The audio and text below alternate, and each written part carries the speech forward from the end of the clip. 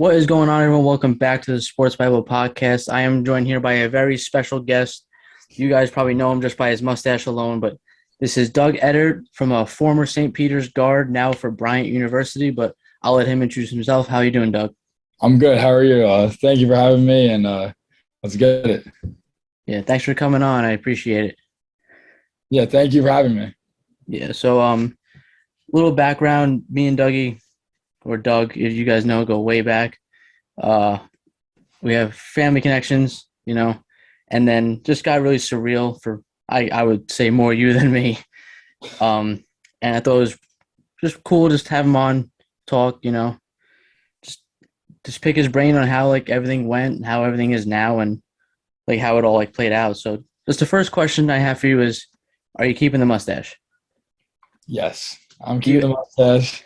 I had it for the second half of the season, and it blew up way more than I thought I could ever imagine. I never knew that a mustache can cause this much attention, and I love it. So I mean, I'm just gonna keep rocking it. do you actually like the mustache, or is it just kind of like now it's like a staple? Yeah, no. So at first I thought it was all a joke.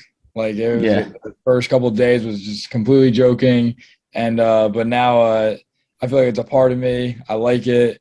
I like how everybody thinks it's hilarious and stuff. So I mean, I love it now. Yeah, that's pretty cool. I've never had a mustache. I had one in like sixth grade when you're just first at puberty, but besides that, I've never even tried. Um, so just like going back to like I if you guys didn't know, Dougie played for Bergen Catholic for high school. They're one of the better high schools in the state, not definitely in the state, maybe the country even. And actually played against two kids that were pretty good, and Brian Antoine, Scotty Lewis. Anyway, so take me through like what went into committing to St. Peter's at first, just because of going to a big school like that and kind of like staying local almost. Were there like was that like your only option, or did you have like multiple options and you just chose St. Peter's? Yeah. So after my junior year, that's when I started getting Division I looks and Division I offers. I had four offers. I had offers from St. Peter's, obviously, University of New Hampshire, Wagner, and FDU, Fairleigh Dickinson. And those are the only schools that offered me. And I wanted to make my decision before my senior year started so I can just enjoy my senior year, play relaxed, not have to worry about performing at a high level. And maybe coaches might come in and recruit me or maybe not. I didn't want to have all that stress. So I just wanted to make my decision, commit, get it over with, and just play my senior year of just having fun and trying to win basketball games. But going into that, the coaching staff was the main thing that stood out to me at first. They treated me like family right away. Coach Holloway and his staff at the time. I felt like it was the perfect fit because I went on a visit there and just how hard I watched them practice, and they practiced so hard, and you could just tell that there was something different about it. And I mean, went there, perfect fit, and it seemed to work out just right. You definitely tell by the way you guys played like that. You guys were definitely in a lot better shape than most teams, just from being active the entire time. Right. That all comes from practice. Yeah, Seriously, it all came from competing in practice every day and just going all out every single day. So we're ready for those tough times, especially at the end of games where we have to out tough teams at the end, and that's what we did. that's why I quit basketball. Um, yeah. So you're at St. Peter's now. You're a freshman, sophomore, and obviously now you're going into years. Are you a redshirt senior because of COVID, or are you a like No, regular so senior? I got my senior year, and then I got my fifth year if I want it. Gotcha. Okay, that makes sense. So, what would you say is the biggest difference between high school basketball and college basketball? Because I know that like obviously it's more talent, but everyone's more talented. So, well, like what separates it? Yeah, so at first when I was a freshman in college, I'm looking back at high school and I'm like, this is completely different. Like there's a huge curve and it's like an adjustment going from high school to college that not a lot of people really think about until you get there. So I first get to college and everybody's a lot bigger, stronger, faster, and it's like a whole nother game. It's a lot more it's a half court game for the most part. You got to be able to execute in the half court. whereas in high school you kind of go up and down and get away with a couple of things. There is a lot more attention to detail in college. Every little thing matters, and I mean it was an adjustment, and I did my best to try to adjust as fast as I could. It took me a while though, for sure, I would say. But as you go through the years, uh, you have more bad games than good games. So as a freshman, this is my coach told me, and I thought it was weird at first, but it's perfectly true. Like it's 100% true. I agree with it. As a freshman, you're gonna have more bad days than good days. As a sophomore, you're gonna have more bad days than good days, and as you get older, so you become a junior, you're gonna start to have more good days than bad days, and then as a senior, you're gonna have even more good days than bad days. So it's just how it is. It's just you got to gain experience, and I feel like I was able to overcome that. Uh, Especially now at this stage, I feel like I have a bit of experience under my belt, and I'm ready. So fast forward now to the fun stuff. The obviously your conference tournament and the tournament, March Madness tournament. If you guys don't know, it's just literally called March Madness. Um, would you say that's an even bigger level and like a different animal playing against like a Kentucky or Yeah, Purdue? yeah, no, for sure. Especially yeah. So our team's mindset, we don't want to focus on the name on the jersey or how they're the big time schools and they have all the big time players and stuff. We weren't really focused on that. We were focused on not paying attention to that and just treating it like a normal basketball game. They put sneakers on, they put jerseys on just like we do. We play with the same ball and the same rims. Basketball is basketball. So I mean, we just went out there, didn't worry about all the extra stuff, and we just played our game and try to win as best we could. We tried to play as hard as we possibly could. We played together, and no, they're definitely talented. Don't get me wrong. It's definitely another level of quickness, strength, just overall physicality. But I mean, after we hung in there the first 2 minutes, we're going back and forth, and I think it was like the first time out, we got back to our bench and we're like, we could play with them. Like we're right here. Like it doesn't. It's not like a like we don't have the mindset of, oh my god, like this is gonna be a long game. Like we're like we could win this. Like let's go out there and like give it our all, and maybe we can win this. So that's what we did, and we try to keep that mindset. Did you ever, or your teammates or coaches ever use the term house money, and you ever like use that as a mindset to kind of just say like, hey, we got nothing to lose, or did you have like still like the competitive mindset of like, hey, we're just as good as these kids, like Yeah, let's no. let's get it. Yeah, so selection day, we find out we're playing against Kentucky, which is a great school, and our mindset was we're not going there just to have fun and enjoy the experience. Like we're going there to win. That was our Yeah, mindset the whole week of practice before. Even when we got there, it was all business, complete business trip. There was no laughing, there was no joking around, there was none of that. It was just strictly we're going here to win. Like that is the only thing that matters. The only thing that matters is finding out a good game plan, executing it, and getting wins. And after you win the first one, you can celebrate a little bit in the locker room, enjoy yourself. Then as soon as even before that night ends, you're already focused on the next game plan to get another win. So that was kind of our mindset throughout the tournament. yeah. I know. Speaking from a competitive aspect, I played. If they everyone knows that I played baseball. I played college for 4 games until COVID knocked that out. But you never feel like if you go into a game thinking like you are like outmatched, then you're gonna lose. Like you can't have the mindset that the team's better than you, or like no matter who's like the name on the jersey or whatever. Like I played against specifically high school, like some elite talent, and even college for the couple games, even the fall leagues I played in. You play against some serious talent, but you can't think that way, and it applies to obviously basketball and all sports as well. Absolutely, absolutely. You just have to go out there and play your game. Believe in yourself, believe in your team, believe in your teammates, and believe in your coach's game plan, and just go out there and execute it. Okay, so now the fun part. You hit the big shots against Kentucky. The viral picture of you, your tongue out.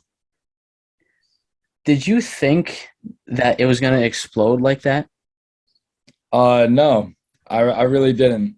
I mean, in regards to the big shots, Yes, I was the one that was shooting the ball at the time, but I have to give all the credit to my coaches for making coming up with the good plays, and my teammates were setting great screens, and my teammates to also find me when I'm open.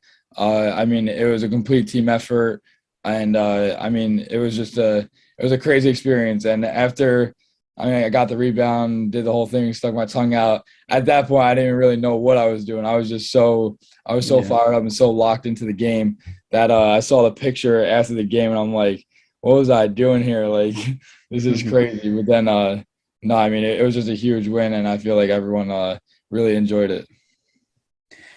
Did you not really I wouldn't say a lifestyle change, but did you have to do anything to kind of monitor like having that much of an explosion on like social media and like probably people you don't even expect to know you knowing your name? Yeah, yeah. Turn the notifications off right away. There was phone was blowing up. Everybody's phone really on the team was blowing up with followers, text messages, and just everything. Just people are getting DMs from random people, just really excited about the win and like congratulating, which is awesome. Like you go back after the game and look at your phone and you just see 100 more followers, 100 more likes, 100 more comments, everybody, and you're just getting followers. People are texting you, and it's just it's a little bit overwhelming at first. Like you're looking at it, like I can't even look at these right now. Like it's just too Yeah. crazy. But no, I mean you get through it. I loved it. I feel like all my teammates loved it, so it was just really a great experience. Are you still like getting it like now that it's like kind of like a couple months removed and like the season starts up for in a couple months? Yeah, no, it definitely slowed down a little bit, but I'm still getting a little bit of attention. Just people realizing who I am, questioning it, and I'm just like, yeah, like it's me. But nah, I love it. I mean, I love everybody especially when people come up to me and tell me that I've inspired them. That really hits me. Like when I have like little kids coming up to me saying like, you really inspired me. I'm like looking like how like this is just amazing that I'm doing what I love to do, and that's play basketball, and by doing that I'm inspiring little kids to try to be the best versions of themselves. So I mean that kind of hits me more than anything really. Yeah, I saw you spoke or you did like a kids camp like a couple months ago. Um, was that almost like in a way like humbling, like almost like kind of like take you back, like wow, like I'm really like this role model for these kids. Yeah, no, for sure. Because I'm looking at the kids like this was literally me a couple years ago. Like I'm playing multiple sports, I'm just having fun, going to school, hanging out with my friends, and you fast forward a couple years later, and here I am, I just in the right spot, at the right time, and I mean it's just amazing that I can help inspire these kids to go be great. Who do you think was the coolest or most famous celebrity that either like reached out to you or you went on like their podcast or followed you or just something of that nature? Because I obviously everyone like Big Cat posted your picture. Mhm. You blew up on Barstool. Obviously, if you guys don't know, he's got a hoodie. My whole family has it. But who was like the coolest celebrity or like for you like the coolest celebrity that like reached out or spoke to you? Reached out definitely. Mac Jones was up there. Oh Lauren wow, that's pretty Taylor. cool. Yeah, no, there's a bunch of them. Supreme Patty, he was there. Yeah, I Uh, saw that. but yeah, no, a bunch of people that reached out, and I'm like, this is just amazing. Like, I love how all these like big time people, high level people are reaching out to someone like me that's just playing basketball and doing what I love to do. It's just it's amazing, and I appreciate all of it. Were there any NBA players that reached out? No, not that I know of. No. Yeah, I saw like a bunch of like big time like players and like analysts like Colin Coward and then like even like players. I'm not gonna name any specific ones because I don't know any, but I saw like St. Peter's like blowing up obviously, Yeah. and all these things about him and your mustache was viral for a good month. That was pretty cool. But when did it like obviously because in the moment you said like it's a business trip like you're there to win and you win 3 games and you guys lost to UNC, correct? Yep. How long did it take? Because obviously it stings when you lose to like really set in that like what you accomplished and like really take you back and like realize how big of a deal it actually was. Nah, it took a while. Like during the game, during the week, like during the whole tournament, really, we didn't even know like about all the hype. Like we knew what we were doing, but we didn't at the same time, if that makes sense. I mean, Yeah. like our mindset was like we're just winning basketball games. Like we don't want the season to end yet. We just want to keep going out there and playing as hard as we possibly can and keep getting these huge wins for the program. And so we're not even really thinking about how like crazy what we're doing really is. And then you fast forward like not a week, not 2 weeks, like probably a whole month after, where you're looking back, like we're sitting in the dorms, like talking to each other, like we really did this. Like this was really crazy. Like you start to watch the games back, and it's like, wow. Like even like when I'm watching the games and stuff, and like the highlights, I'm getting chills every 5 seconds because I'm like, we really did this. Like it's still like so surreal, and it's just crazy. Yeah, I was telling Doug before we started recording. It's crazy. People like will come up to me and be like, "That kid, like with the mustache hitting all those threes." I'm like, dude, like I'm not even saying like asking you if I know him or not. Like people are telling me this, and I'm like I'm responding that way. I just find that so surreal that like someone that's like I know personally is like getting deals with Buffalo Wild Wings. I was actually talking to John Paul about that, and he was like, he doesn't even eat chicken nuggets. Yeah. That was the funny part. Yeah, no, it was so crazy. How did that work out? Did they just like call you? Yeah, so I got a DM on Instagram. They reached out. They wanted to collaborate, and we just took it from there. One step at a time. I had to make sure I wasn't breaking any rules or anything. So I mean, I took it very carefully because that was really like my first NIL deal, really, and I mean, I did it, and it was a one time thing. Everybody thinks that I have like unlimited Buffalo Wild Wings for like the rest of my life. It's just not true. Yeah, It was just a one time thing, and I mean, it was great. it's the perfect timing. This was the first year for all that Yeah, NIL and right. yeah, no Yeah, Maserati deals, right? yeah, no, no, not at Yeah, all. Maybe one day, hopefully, yeah. hopefully Hopefully soon. next year. So moving on to we can talk about next year now. So obviously you now are at Bryant. When did it become like real to you that like you were going to like be moving on from St. Peter's?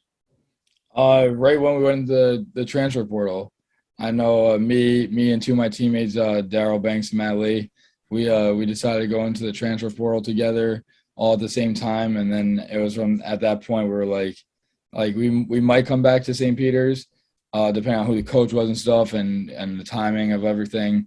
But for the most part, it was we were all leaving. We were going to go our separate ways, and it was kind of upsetting because I mean, like I tell everybody, like me and those guys, like you start off as like teammates, and then you develop the relationship even more to friends, and then eventually they just become your brother.